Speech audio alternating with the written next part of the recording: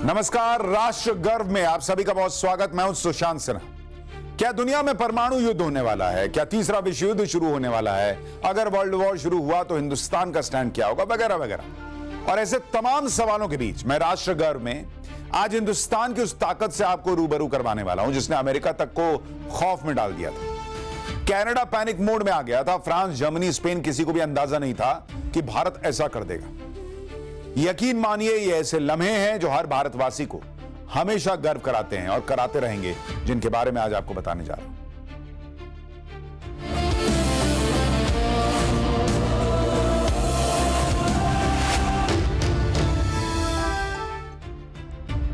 भारत दुनिया का इकलौता ऐसा देश है जिसने पाकिस्तान को परमाणु क्षमता से लैस होने के बाद भी युद्ध में हराया है।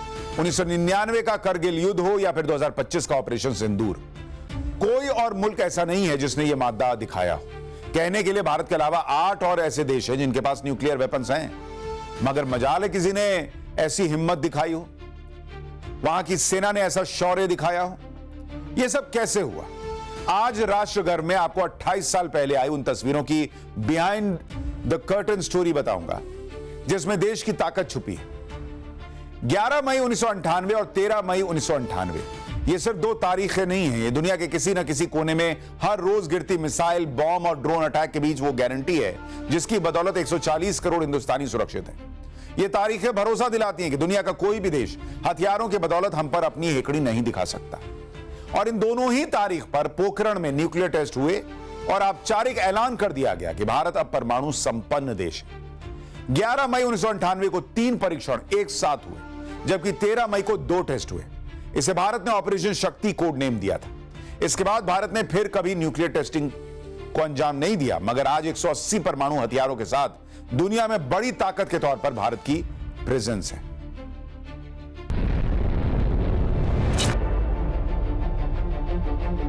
1998 के मई महीने में हिंदुस्तान ने पोखरण में जो कारनामा किया, उसकी तस्वीरें हर हिंदुस्तानी को गर्व से भर देती हैं। गर्व इसलिए भी बढ़ जाता है क्योंकि अमेरिका ने पोखरण में निगरानी के लिए 4 सैटेलाइट सर्विलांस खास तौर पर लगाए थे, मगर इन सबको चकमा दे दिया गया। इस न्यूक्लियर टेस्ट के जरिए डीआरडीओ और बार्क से जुड़े 20 वैज्ञानिकों की टीम और अटल बिहारी वाजपेयी सरकार ने सीक्रेट तैयारी की थी। भारत ने इस टेस्टिंग से पहले किसी परमाणु अप्रसार संधि पर हस्ताक्षर नहीं किए थे, इसलिए इसे अंतर्राष्ट्रीय समझौते का उल्लंघन भी नहीं माना गया। सोचिए, अगर भारत ने न्यूक्लियर टेस्ट नहीं किए होते तो पाकिस्तान जिस तरह आज हदों में सीमित रहता है, क्या मौजूदा दौर में ऐसी तस्वीर होती? क्योंकि पाकिस्तान अपनी न्यूक्लियर टेस्टिंग की तैयारी सालों से कर रहा था और पहला परमाणु परीक्षण 28 मई 1998 को जगाई पर्वत पर किया। इसके 2 दिन बाद यानी 30 मई 1998 को पाकिस्तान ने फिर से न्यूक्लियर टेस्टिंग की। अमेरिका का झुकाव पाकिस्तान की तरफ था। उसे फाइनेंशियल सपोर्ट से लेकर दूसरी चीजें भी मुहैया कराई जा रही थी, मगर भारत ने इन सब की परवाह किए बगैर अपने मिशन को पूरा किया। इसके लिए बहुत तगड़ी और डीप प्लानिंग की गई थी। इस मिशन को पूरा करने के लिए रेगिस्तान में बड़े कुएं खोदे गए, उनके अंदर परमाणु बम रखे गए, कुओं पर बालू के पहाड़ बनाए गए और उन पर मोटे मोटे तार निकाले गए। और फिर धमाके वाली जगह विस्फोट के बाद जो गड्ढा बना, उसने भारत की कामयाबी पर मुहर लगा दी।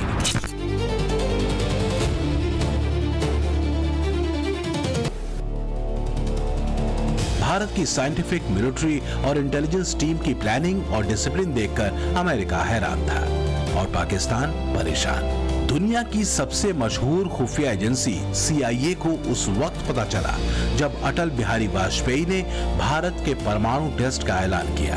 तब के CIA डायरेक्टर जॉर्ज टेनेट ने अपनी किताब में इसे सबसे बड़ी इंटेलिजेंस फेल्योर में से एक माना था।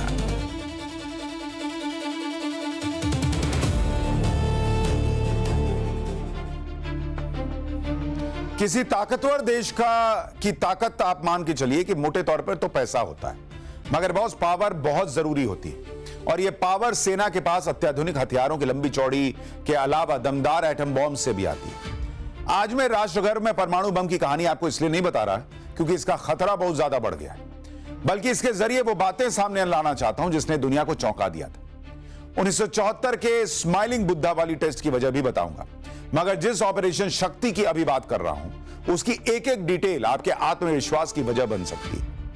आपको यह जानकर आश्चर्य होगा कि इसके लिए बहुत स्मार्ट और मल्टी लेयर प्लानिंग हुई थी। जैसे इस टेस्ट से जुड़े ज्यादातर काम रात के वक्त होते थे, फिर चाहे वो रेगिस्तान में ड्रिलिंग करनी हो, फिर वहां साजो सामान पहुंचाना हो, सुबह का उजाला होते सब कुछ पहले जैसा ढक दिया जाता था, कर दिया जाता था। सैटेलाइट इमेज में किसी तरह का बदलाव कैच ना हो पाए, इसके लिए हेवी मशीनरी को वापस उसी ओरिजिनल पोजीशन में रख दिया जाता था। जैसे ही अमेरिका के सैटेलाइट की ऑर्बिट और पासिंग टाइम साइट के नियरेस्ट होती थी तो काम रोक देते थे कि भाई अब यहां से गुजरेगा सैटेलाइट, वो देखेगा तो अभी रुक जाओ।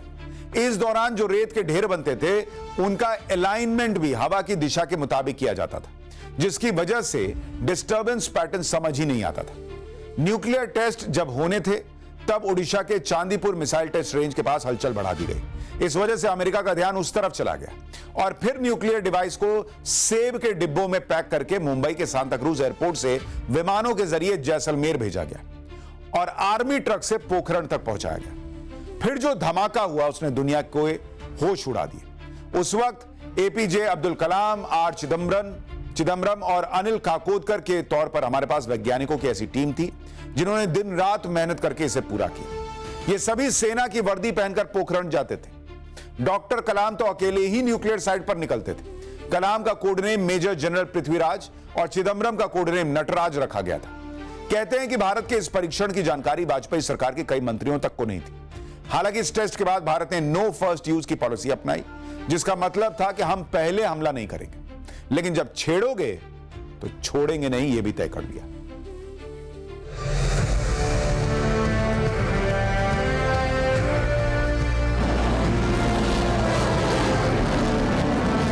साल 1989 में भारत ने पहली बार अग्नि मिसाइल का परीक्षण किया। तब इस मिसाइल की मारक क्षमता 700 किलोमीटर थी, मगर धीरे धीरे इस मिसाइल में कई बदलाव किए गए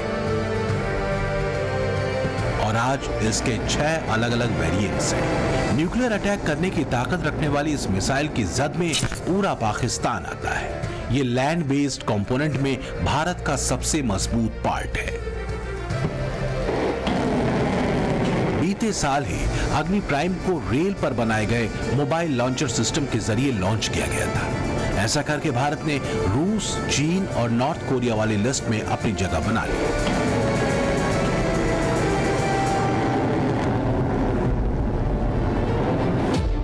K-15 और K-4 भी ऐसी मिसाइल कैटेगरी में आती हैं जो परमाणु हमला करने में सक्षम है।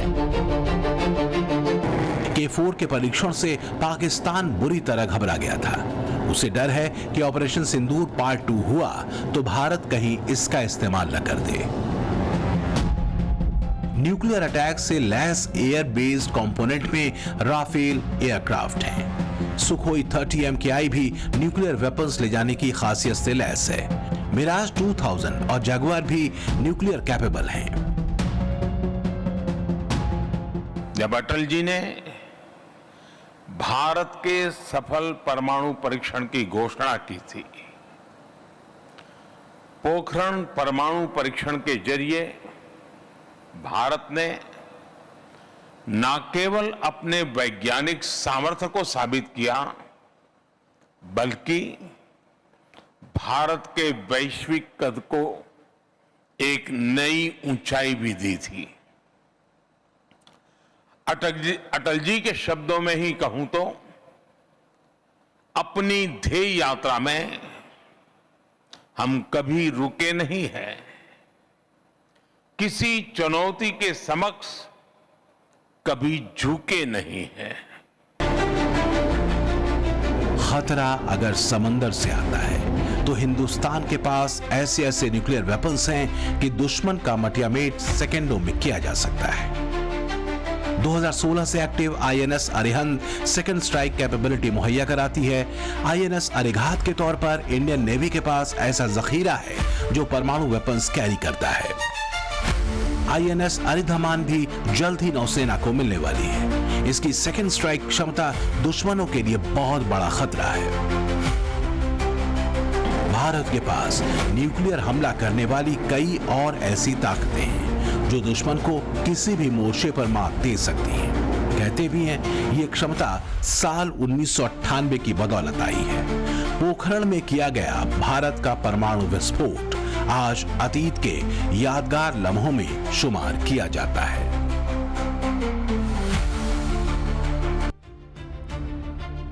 भारत के परमाणु संपन्न होने का मतलब कमजोर पर बल दिखाना, धौंस दिखाना नहीं था। इससे रणनीतिक निर्णय लेने की शक्ति और स्वायत्तता मिली।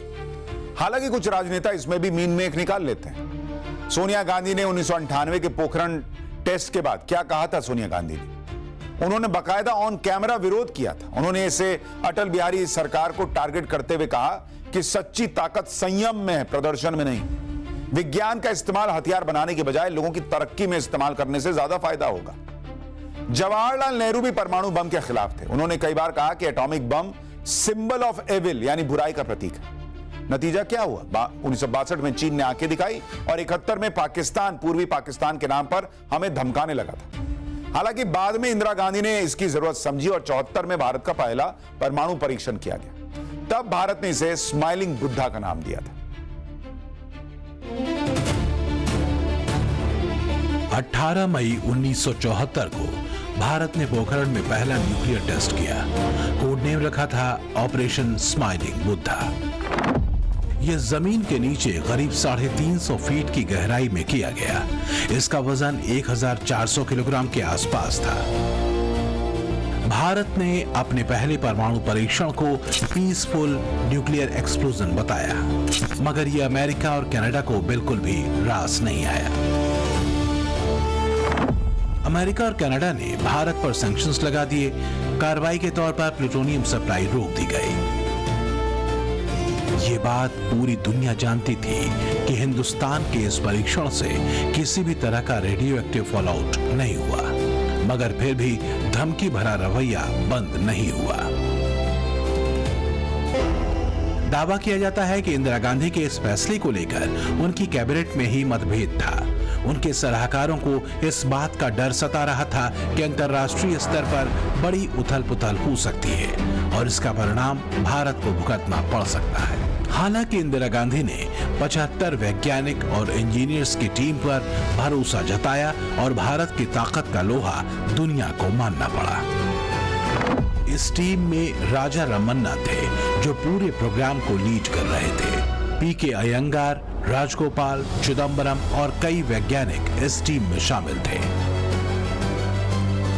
इसके लिए बाकायदा 7 सालों तक रिसर्च की गई, दिन रात एक किए गए और किसी भी देश को भनक नहीं लगने दी गई कि भारत अपना पहला परमाणु परीक्षण कर रहा है।